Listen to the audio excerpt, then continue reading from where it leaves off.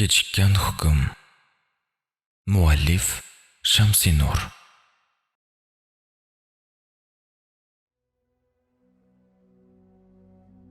Behzod mashinani boshqarib ketar ekan, Xumorani yuzini ko'z qiri bilan kuzatib borardi. Xumoraning barmoqlari sezilar-sezilmas titray boshladi. Yaxshi bo'pti unda. Sen esa sevgani bilan ketdi deganding. Qayerdan bilay? Menga hadeb u haqida aytardi-da. Behzod boshqa so'z demadi. Xumorani o'zi aytgan kafe oldida tushirdi-da, yo'lida davom etdi. Xumora esa darhol taksi ushlab Fedikning oldiga oshiqdi. Behzod ichki ishlar bo'limiga yetib kelganida Sohib aka va Jo'rabek allaqachon kameralarni kuzatib turishgandi. Assalomu alaykum. Va alaykum assalom. Keling, qani mana bu stolga o'tiring. Biz hozirgina kuzatuvni boshladik. Behzod ular aytgan kursiga o'tirarkan, ekranga nigoh tashladi. Jo'rabek klavishlarni tinimsiz terib nimalardir qilardi. Behzod Xumora taksida ekanini fahmladi. Xumora mashinadan tushib, allaqachon ko'p qavatli uylar tomon yura boshladi. Ichkariga kirib biroz yurgach, o'ziga tanish eshikni kalit yordamida ochdi. Bu esa uchovlariga bemalol ko'rinib turardi. Qo'liga telefonni oldi-da, Guli yozilgan raqamga qo'ng'iroq qildi. Alo, Fedik, qayerdasiz? O'sha uyga tez yetib keling-da. Keling degandan keyin keling. Nima balo, anavi tasqirangiz qo'yib yormayaptimi sizni? Xumora zarda bilan qo'ng'iroqni yakunlab, karavotga o'zini tashladi. Uf, hammasidan charchadim. Endi boshimda shu ham bormidi? Fedik ko'p kuttirmadi. 15 daqiqaga qolmay yetib keldi. Xumora o'rnidan turdi-yu, uni bag'riga o'zini otdi. Behzod tergovchilar oldida juda noqulay ahvolda qoldi. Ko'z o'ngida xotinining xiyonatini ko'rib turardi.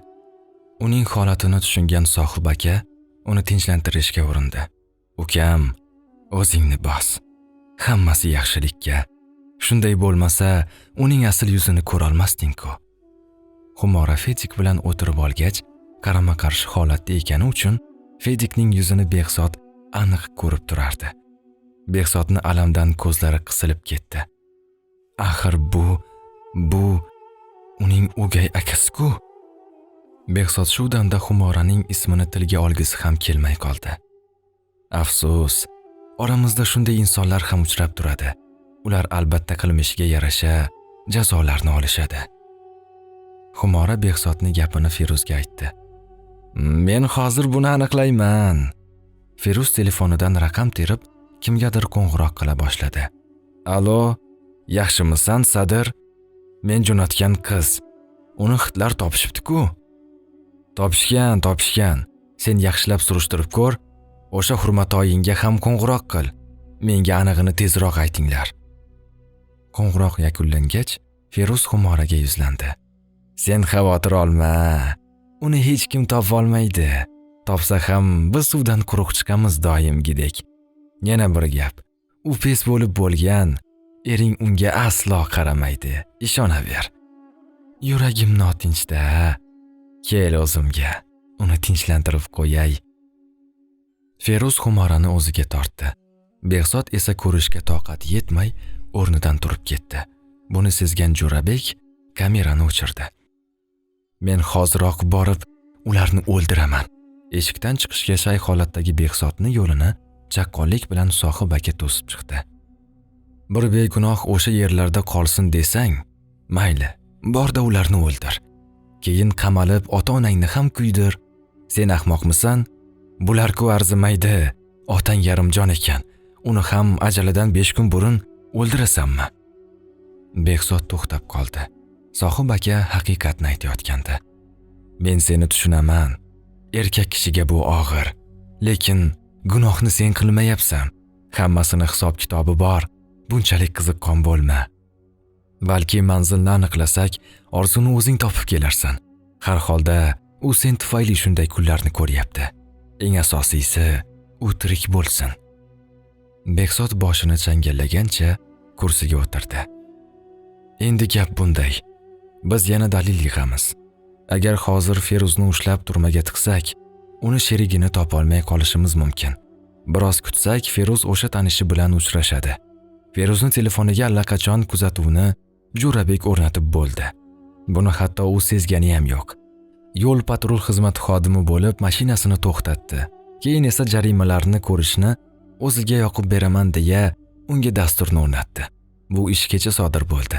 Endi bizda kozerlar ko'proq, 70% ishni oxiriga kelib bo'ldik.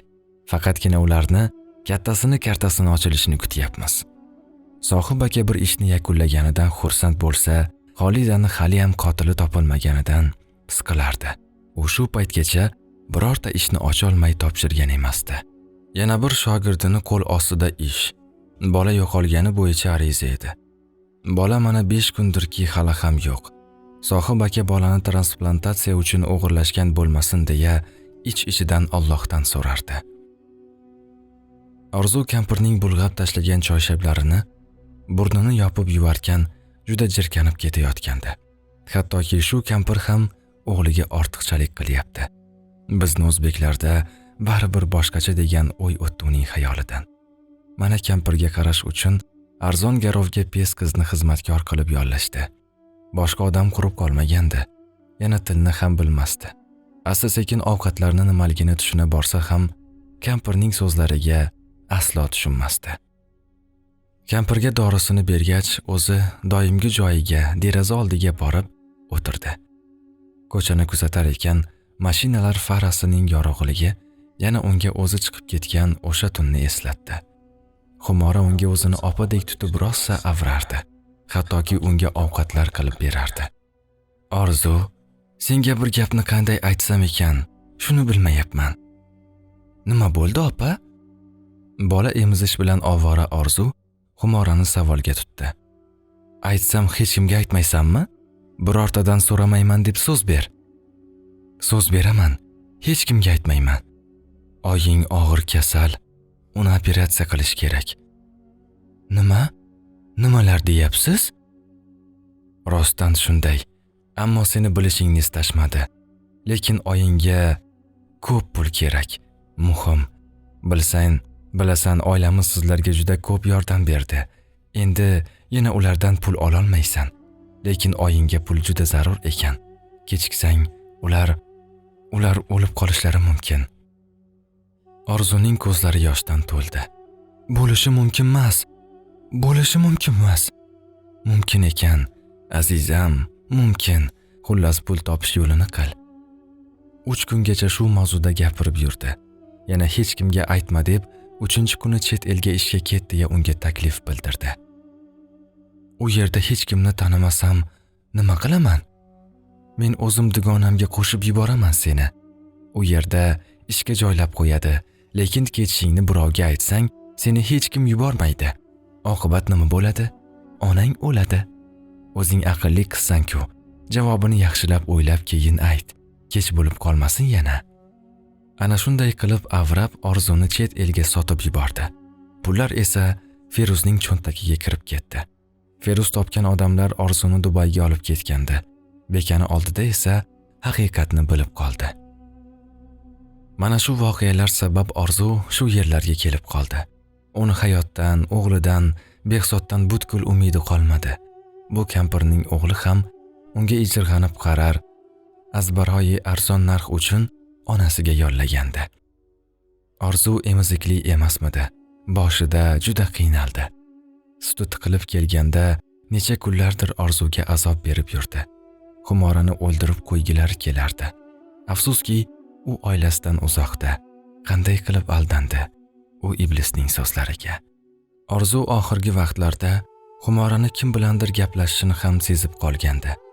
Aytay desa, erimni mendan tortib olmoqchi deb o'ylamasligi uchun gapirmasdi. Xumorani ba'zida chiqib ketishi ham Orzuning e'tiboridan chetda qolmas edi.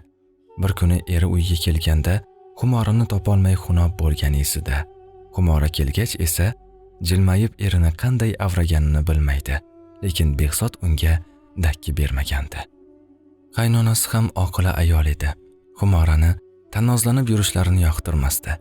Orzu bilan ochilib gaplashar, Xumoraga kelganda uncha ham suhbat bo'lganini ko'rmagandi. Orzu qaynonasiga ham mehr qo'yib ulgurgan ekan, ayni damda onasini ham juda sog'inganini his qilardi. Kampirning to'liq ismini ham bilmaydi. O'g'li sovuq odam, onasini hurmat ham qilmaydi. Kelganida necha bor siltab tashlaganini ham ko'rgan. Ularga qarab, ona bola oqibati shumi deya o'ylab qolardi.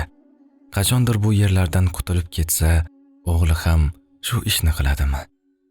Bahriddin otasiga buyrak buyurtma qilganidayoq unga mos buyrakni topib qo'yishgandi. Bu esa yosh bolaning buyragi edi. Bolani buyragini olishsa o'ladimi, qoladimi, bu operatsiyani ko'tara oladimi, ularga farqi yo'q edi. Qolgan a'zolarni ham sotib, katta daromad qilishadi. Bahriddin borgan sari yonida yurgan kotibasiga ishqi tushib borardi. Gulmira tutqich bermas asov ekan. Bahriddinni yondirdi, kuydirdi, lekin unga jilovini bergani yo'q hali. Mana hozir ham shinamgina xonada ikkovlari hujjatlarga ko'milib o'tirishibdi. Bahriddin har zamonda Gulmiraga ilmoqli gap otadi. Gulmira esa tushunmaganga oladi. Guli xonim, juda yoqimli iforli gulsizda. Qachon shu iforingizdan bahramand bo'lar ekanman-a? Gulmira umuman indamasdi. Shu mening gaplarimni eshitmaganingiz yomon-da. Bahriddin Beksotovich, iltimos qilaman, odob chegarasidan chiqmang. Abbo, yana shu gapmi? Sizni ko'rib, qanday qilib shu chegarani buzmaslik mumkin? Rosti, o'sha g'alcha eringizni o'rinda bo'lib qolgim kelyapti. Bunaqa gaplarni qo'ying. Gap katta odamlarmiz axir. Shuning uchun ham aytyapman-da. Bahriddin suyulishga ulgurmay unga qo'ng'iroq bo'ldi. Eshitaman. Vay, shuni ham mendan so'raysanmi? Yashirib qo'y, tamom. Uy ko'p bo'lsa, kim ham bilib o'tiribdi? Menga qara, dachaga olib bor. Hali dadam qaysi kunga ekanini aytmadilar. Bilaman, qidiruvda ekanini bilaman. Shuning uchun ehtiyot bo'l-da, aytganimni qil. Bo'pti. O'zim aloqaga chiqaman. Telefonni o'chirgach, Bahriddin so'kinib qo'ydi. Hey, onayni. Landavurlar bir ishni ham eplay olishmaydi. Gulmira hech nimani eshitmagandek ishida davom etdi. Bahriddin esa otasiga qo'ng'iroq qildi. Assalomu alaykum. Dada, tayyor turing. Sizni qirchillama yigitdek qilib qo'ymasam yurgan ekanman. Gapirmang, o'sha to'mtaygan o'g'lingizni sira meni yoqtirmadi. Yoqtirmaydi ham. O'zim sizni otdek qilib olay, keyin 18 yoshlisiga uylantirib qo'yaman. Dada, odamni kamsityapsiz. Gapim gap. Ishonavering. Bahriddin hushtak chalgancha telefonni o'chirdi. Hayron bo'lmang. Dadamning mazalari yo'q. Davolatyapman.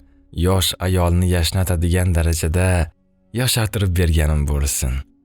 Ammo lekin sizga aytgan gapim gap. Menga yoqasiz. Istasangiz hoziroq nikoh o'qitamiz. Meni boshimda erim bor axir. Unaqa erni boridan yo'g'i yaxshi-ku. Bahriddinni chaqirib qolishdi. Chiqib ketdi. Gulmira esa bo'layotgan ishlarni o'ylagancha derazaga tikilib qoldi. Jo'rabek endi kunini kompyuterdan bosh ko'tarmay o'tkazardi. Uni o'rganayotgan narsasi hozirda juda qo'l kelayotgandi. Ustoz, manzilni aniqladingizmi? Ha, allaqachon maxsus guruh yo'lga chiqdi. Bolani tezroq olsak yaxshi bo'lardi. Lekin bor. Xo'sh. Hali boboyni operatsiyaga tayyorlashmadi. Vaqt bor. Bu vaqtda yana ancha narsalarni aniqlab olsak bo'ladi. Ulgurmasakchi. Ulguramiz. Boboyni ko'zdan qochirmaslik kerak. Ramziddinni kuzatyapsizmi? Ha, lekin unga ham biror narsa o'rnatmading-da. Negadir shu odam haddan ortiq tinch ko'rinmadimi sizga? Fe'li shunaqadir. Yo'q, unday emas. Esingizda bo'lsa Ramziddinni uni juda yaxshilashgandi. Hozirgi Ramziddin bu e'tirofga mos tushmaydi. Bu gaping ham to'g'ri. Biz shunday kalavaning ichida o'rnashib qoldikki, bir emas, bir nechta uchini topganmiz. Bittasini ushlasak, qolgani ham chiqadi. Lekin unda kamroq jinoyat ochiladi. Kutsak yana bir qancha jinoyatlar kelib chiqyapti. Kutmasdan ilojimiz ham yo'q. Hammasini birdaniga qo'lga olamiz. Jalilovaning sherigi yaxshigina hamma gapdan xabardor. ana uni so'roq qilish kerak. Lekin uni so'roq qilsak, qolganlari darrov dumini yig'ishtirib oladi. Shunisi yomon. Oradan 2 kun o'tsa ham Bahriddin ishga kelmadi. Telefoni ham o'chiq. Ma'lumotlar olish to'xtagan. Gulmira kuta charchadi. Necha kishidan so'radi. Ular ham boshliq haqida biror gap aytishmadi. Gulmira esa otasining operatsiyasini qildirgandir deb o'ylab qoldi. Taxminlarni aniqlash uchun Jo'rabekka sim qoqdi. "Alo, qora belbog'imni ishga tushirsammi deb turibman." "Ishga chiqdimi?" "Yo'q, 2 kundan buyon qorasini ham ko'rsatmadi. Telefoni ham o'chiq. Men ham axborot ola olmayapman." "Ha, aytgancha, bola nima bo'ldi?" "Bolani kecha qutqardik. Ulgurishmadi. Hozirda bizni nazoratimizda. Ota-onasiga xabar qildik." "O'g'irlagan odamchi? Unga nima bo'ldi?" "U maxsus kamerada. Obdon o'qitilgan ekan, tan olmayapti. Sheriklarini ham aytmayapti." Gulmira qo'ng'iroq yakunlangach, joyidan turib hujjatlarni tekshira boshladi. Bu ichidan pishgan Bahriddin noqonuniy ishlarining hujjatlarini qayerda saqlarkan-a? Hamma yerni izlab ham unga qarshi dalil topa olmadi. Ko'z qiri bilan hamma yerni qaradi.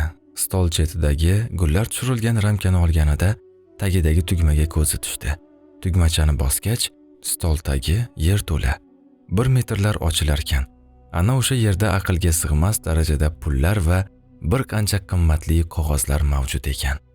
"Mana seni joning qayerda ekan? Bu yerda qancha odam organlari sotilgani, hammasi bitilgan fayl ham mavjud. Bular orqali seni ancha yilga qamoqqa ravona qilsak arziydi." Sohib aka Jo'rabek bilan yo'qolgan bolani ota-onasiga topshirgach, biroz yengil tortishdi. Bu esa uzoqqa cho'zilmadi. Ularga bo'lgan qo'ng'iroq hamma ishlarni ostin-ustin qilib yubordi. "Qayerda? Hozir yetib boramiz." "Tinchlikmi ustoz?" "Bozor orqasidagi tashlandiq binodan ayol kishining pichoqlangan murdasini topishibdi." "Kimligi aniqmi?" "Yo'q, ketdik. Guruh o'sha yerda, ekspertiza xodimlari ishlashyapti."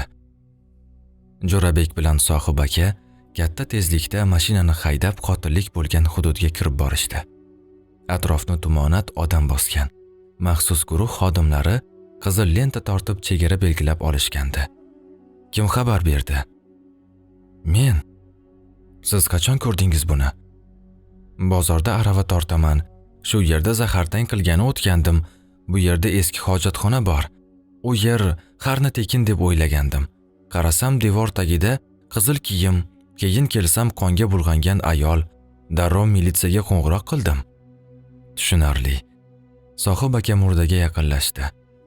Bu vaqtda kriminalistlar yon atrofdan izlarni tekshirib chiqishayotgandi. Ayolning yuzini ko'rishga o'tgan Sohib aka uni ko'rganda nima deyishni bilmay qotib qoldi. "Jo'rabek, bunga qara." Atrofda sinchiklab o'rganayotgan Jo'rabek ham ayolning yuzini ko'rib nima deyishini bilmay qoldi. Axir bu... Ha, o'sha Jalilova-ku. Sohib aka chaqqonlik bilan Behzodga qo'ng'iroq qildi. "Xotining qayerda? Tinchlikmi? Ertalabdan so'rayapsiz. Kecha onasinikiga ketgandi. Unda biror ishingiz bormi?" "Aldama bola, o'zingga yomon bo'ladi." "Nimaga, tinchlikmi? Nega bunda deyapsiz? Jalilovani nega o'ldirding?" "Nima?" Behzodning qo'lidan telefon tushib ketdi. "Ekspertiza natijalari chiqdimi?" "Chiqqan, mana. Marhumaga qasddan 6 marotaba o'tkir tig'li pichoq yordamida yetkazilgan jarohat uni o'limiga sababchi bo'lgan. U o'sha vaqtning o'zidayoq olamdan o'tibdi. Ekspertiza natijalari shuni ko'rsatyapti." "Behzod necha marta aytgandek ko'zingni och deb. Afsus, shoshma-shosharlik qilibsan." "Ustoz, men o'ldirmadim deyapti-ku." "Kim ham men o'ldirdim deydi. Xotinining xiyonatiga chidolmagan. Aksiga olgandek kamera o'rnatilgan kiyimini ham kiymagan. Telefoni ham allaqayerlarda. Oxirgi qo'ng'iroq Behzodga qilingan. Men negadir Behzodni qotilligiga ishonmayapman. Xiyonat beozor odamni ham qotilga aylantiradi. Behzodning g'ururiga tekkan. Balki qotil Feruzdir. Unga o'ldirgandan nima foyda? Orzuni topdik deb aytdik-ku. O'sha sabab meni sotmasin deb o'ldirgan bo'lishi mumkin. Endi hammasini qo'lga olamiz deganda bu ish chiqib turibdi. Menimcha Bahriddin bola topilgani uchun ham qorasini ko'rsatmayapti. Gulmiraga bugun hisobidan qo'ng'iroq qildingmi? Yo'q. Hozir qilib ko'raman. Jo'rabek qo'ng'iroq qilganda Gulmira majlisdaman deb o'chirdi. Behzodni qo'lga olishgach, Xumorani o'z uyidan chiqarishdi. Ular qotil kuyovini tinimsiz qarg'ashardi. Ramziddin va ukasi ta'ziyada bel bog'lab turishdi. Bahriddin esa bir kun o'tib kirib keldi. U singlisining o'lganidan xabardor emasdi. Men qotillarni shunday qoldirmayman. Hammasi uchun javob berishadi hali.